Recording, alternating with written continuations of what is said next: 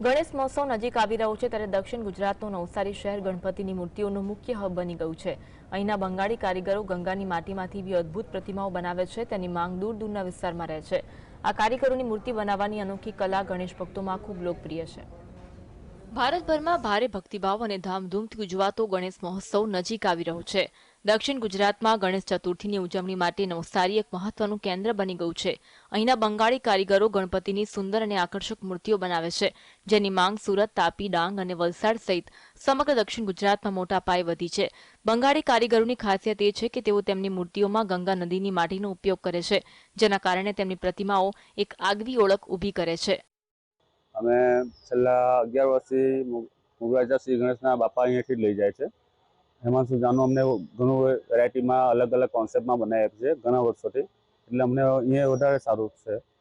Plus આમાં શું છે કે ગંગામાંથી આવે છે, એટલે તે માટે અમે પવિત્ર માને છે ગંગા માટીને આપણા હિન્દુ ધર્મમાં, એના માટે અમારે ઘણું સારું લાગે છે અને પવિત્ર બી માનવામાં આવે છે, એટલે અમે ઘણા વર્ષોથી અહીંયા જ કરવા આવે છે ગણપતિ બાપાની મૂર્તિ બનાવવામાં। એ જે મૂર્તિનું જે બનાવવાનું જે કામ કરે છે તે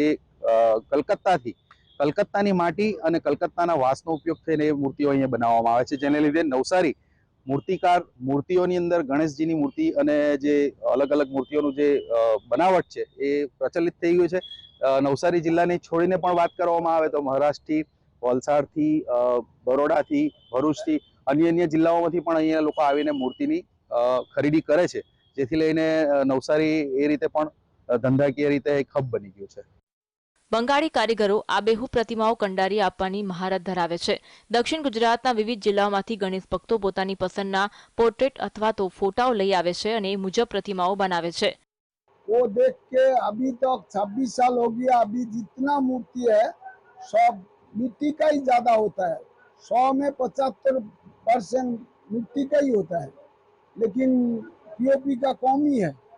तो इतना ये मिट्टी का डिमांड है। गंगा का मिट्टी है ना, कलकत्ता से है, तो उसमें बहुत पवित्र मिट्टी है, इसीलिए वो भी अच्छा ही होता है, उसका फिनिशिंग भी अच्छा होता है।